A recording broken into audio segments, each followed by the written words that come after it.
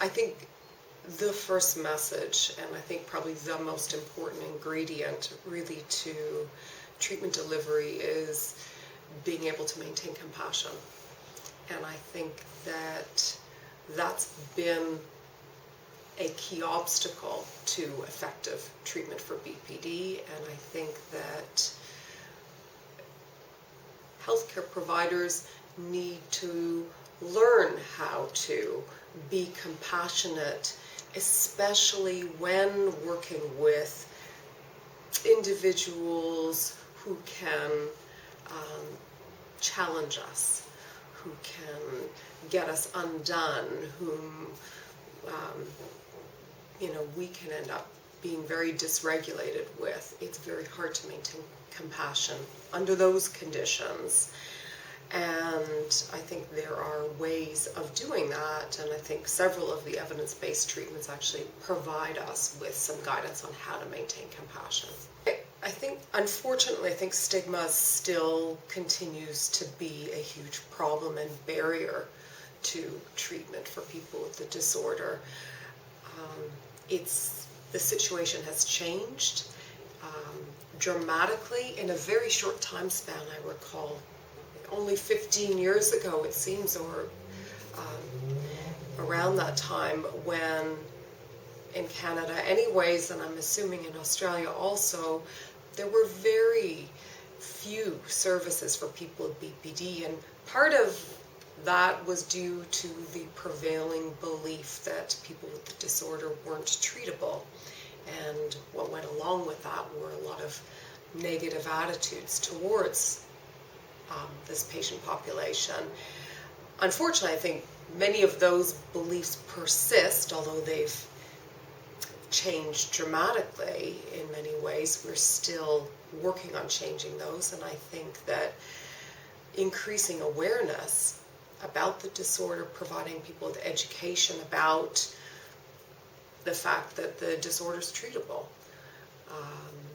Things that when we're in the field now, anybody who's studying about BPD is now very aware of, but there's lots of healthcare providers that haven't yet received that information. A lot of consumers aren't aware, a lot of family members aren't aware. So increasing awareness through education, I think, is going to be a key strategy to combating stigma. And I think it will also help to raise and support for that might help increase additional funding in the area of treatment, resource allocation also in terms of research funding. Well, I think that clinically, I think that putting aside the challenges in struggling or battling between what we should call this disorder, what name to give it, or which symptoms should go along with it, I think that clinically there's real value in being able to attach a label to a set of symptoms. I think there's value in that. We know that it's often very helpful for people to receive a diagnosis. It can help validate their own experience. So for consumers, it can be helpful for them. It can be therapeutic in itself to receive a diagnosis for symptoms that you can't make sense of. And I think that for clinicians, I think it's helpful in terms of guiding our treatment and guiding interventions for individuals. So I think that diagnosis is also helpful in terms of providing a framework for also furthering our understanding empirically. So getting a better handle on what's the constellation of these problems and what's the prognosis of individuals with this constellation of symptoms. can be best understood if we have some framework for organizing those symptoms. I think that everybody's aware in the field that change is needed and that there are things that aren't satisfactory with the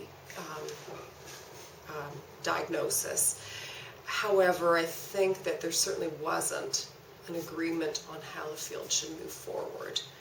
And I think that part of the problem is that we're still in somewhat of an early phase in terms of actually understanding enough about the disorder to make empirically informed decisions.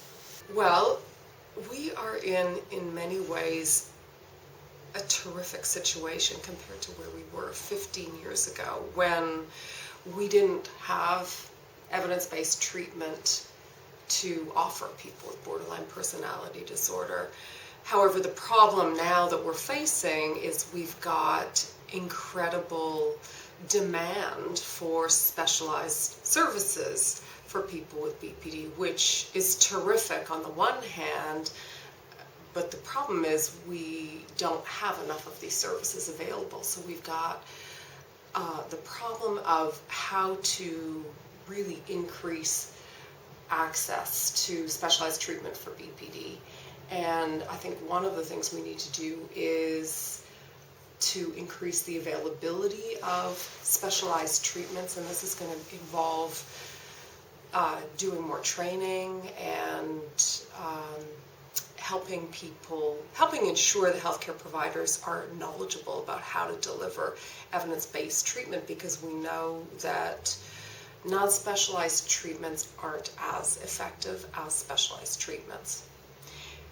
However, having said that, I don't think that we're ever going to have enough healthcare providers who are able to deliver specialized treatment services. So I think that the other part of the solution is going to involve doing a much better job than what we have done in terms of training primary care health providers in the delivery of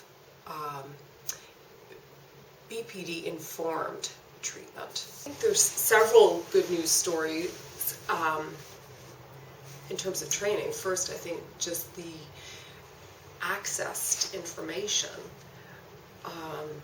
is so much easier for people who are seeking training. Not only access to healthcare providers, but just with the internet and with the explosion of really terrific materials on the internet, you could be in a remote community and access excellent training online. So, and that's really occurred in a fairly short time frame. I think that there's still lots to be done, that not only in training healthcare professionals, but also training people who can support people with the disorder, such as family members, who can be trained to be more skillful with their loved ones. And certainly there's a lot being done in that regard.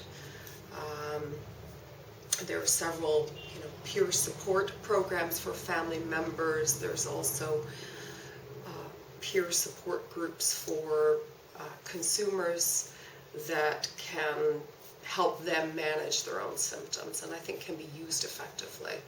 I think that one of the biggest challenges right now, and it's largely